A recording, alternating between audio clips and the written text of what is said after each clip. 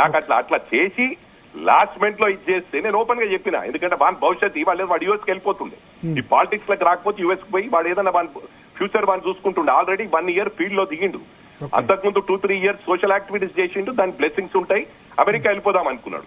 అటువంటి పాలిటిక్స్ దించినప్పుడు వాని కోసం నేను సాక్రిఫైస్ చేసిన. వాడు ఇంపార్టెంట్ నాకు, ఈజ్ మై సన్. కొంతమంది ఏమన్నారంటే సన్ స్ట్రోక్ అన్నారు. ఇప్పుడు మిమ్మల్ని అడుగుతున్నాను సార్, మీకు మీ కొడుకు మీద ప్రేమ ఉండదా? మీ కొడుకు భవిష్యత్తు కోసమే మీరు చేస్తా ఉంటారు. అరే మా పిల్లలు బాగుండాలి, మా పిల్లలు బాగా చదువుకోవాలి, బయట పోవాలని ఉంటది. డెఫినెట్లీ నాకు ఆ స్వార్థం ఉంది. నా కొడుకు బాగా కావాలనుకున్నాను, నాకు అయ్యాడు, హ్యాట్స్ ఆఫ్. ఎందుకంటే నేను ఎప్పుడు కూడా ప్రజలకు రుణపడి ఉంటాను. ఓడిపోయినా ఎప్పుడు సేమ్ డే నేను బాధపడలే. నేను చెప్పిన, అరే నువ్వు గెలవడం ఇంపార్టెంట్ రా, నీకోసం నేను పార్టీ వదిలిపెట్టి వచ్చాను, నువ్వు గెలిచావు, నువ్వు స్టాండ్ గా. నాకు ఒక సాటిస్ఫాక్షన్ ఏంటంటే నా కొడుకు చేయగలిగినదని నాకు ఎప్పటికీ, నేను రేపు భూమి మీద ఉన్నా లేకుండా ఆ సాటిస్ఫాక్షన్ నాకు ఉంటుందని చెప్పిన. That's a fact, it's a fact. మా కొడుకు కోసమే నేను బయటకు వచ్చేసాను.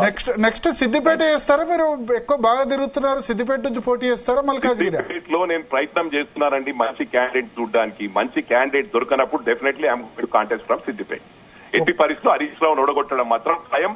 ఆయన మెదక్లో డిస్టర్బ్ చేసినా, మల్కాజ్గిరిలో ఆ రోజు కూడా ఎట్టి పరిస్థితుల్లో మెదక్ గెలవాలని చెప్పి మల్కాజ్గిరి నేను దత్తకు తీసుకుంటున్నా అని చెప్పి డిస్టర్బ్ చేసిన. అయినా కూడా నేను పట్టించుకోలేదు. మల్కాజ్గిరి పోయినా పర్వాలేదు, నా కొడుకు గెలవాలనుకున్నా.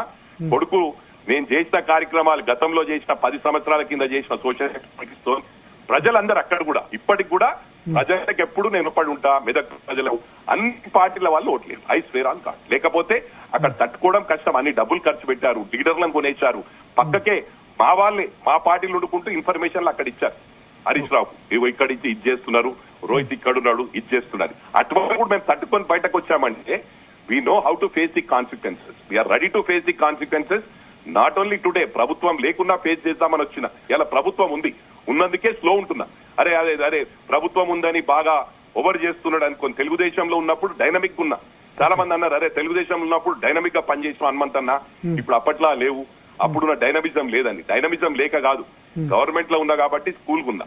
గవర్నమెంట్ లేదనుకుంటే ఇలా నీళ్లు దాయిపిస్తుంటే అన్నిటికీ తయారుంటుంటే నేను కింద పడ్డా మీద పడ్డా మైనంపల్లి లాగే ఉంటాడు. Thank you very much sir. Okay sir, thank you. Mynampally గారు, హలో, గుడ్ ఈవినింగ్ అండి. నమస్కారం, చెప్పండి. Good evening sir. ఇవాళ మీరు మెదక్ మనోహరాబాద్ లో చాలా ఆవేశంగా మాట్లాడారు ప్రెస్ మీట్ లో, ఎందుకు? అది కొంచెం బ్రేక్ అవుతుందండి, బ్రేక్ అవుతుంది. మనోహరాబాద్ లో ప్రెస్ మీట్ లో చాలా ఆవేశంగా మాట్లాడారు, ఎందుకంత ఆవేశంగా? ఆవేశం కాదండి, వీళ్ళు అవసరం ఏ విధంగా ఉంటే ఆ విధంగా మాట్లాడుతూ ఉంటారు. ఎప్పుడైతే వాళ్ళ గ్రాఫ్ పడిపోతా ఉందో సెంటిమెంట్ తెస్తా ఉన్నారు. అది మంచి పద్ధతి కాదు కదా. ఇప్పుడు మన తెలంగాణ వాళ్ళు మొత్తం ప్రపంచం మొత్తం ప్రతి దేశంలో కూడా ఉన్నారు. వీళ్ళ మాటల గురించి ఏంటంటే సేమ్ అదే పరిస్థితి వేరే దేశాలలో వస్తే వాళ్ళని పరిగెత్తిస్తారు. అంటే వాళ్ళని కొట్టడం. బయట దేశాలలో కూడా 10-15 years కే సిటిజన్షిప్ వస్తుంది.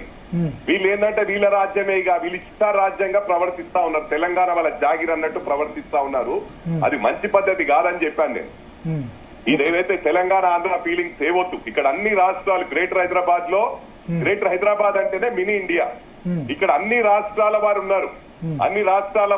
అందరూ కూడా ఆదరిస్తేనే మొన్న గ్రేటర్ హైదరాబాద్ లో మొత్తం రాష్ట్రం అంతా కూడా వీళ్ళను బైకాట్ చేశారు, రైతులు బైకాట్ చేశారు. ఆ సమయంలో గ్రేటర్ హైదరాబాద్ ప్రజలు ఆదుకున్నారు.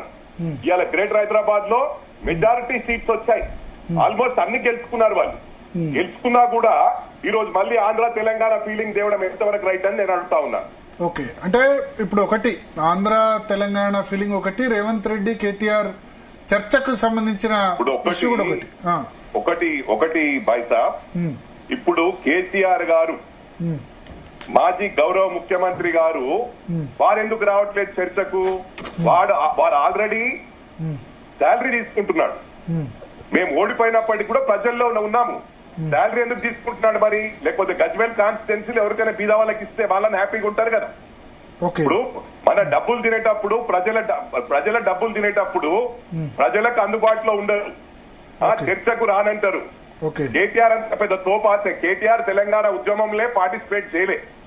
ఆయనకేం రైట్ ఉంది? అదేంటి తెలంగాణ ఉద్యమంలో పార్టిసిపేట్ చేశారు కదా, అన్నిట్లో ఉన్నారు కదా. పార్టిసిపేట్ చేశాడండి తెలంగాణ వచ్చే మూమెంట్ లో. సిరిసిల్ల ఇప్పుడు రాజీనామా కూడా చేశారు 2010. మొట్టమొదటి నుంచి లేడు.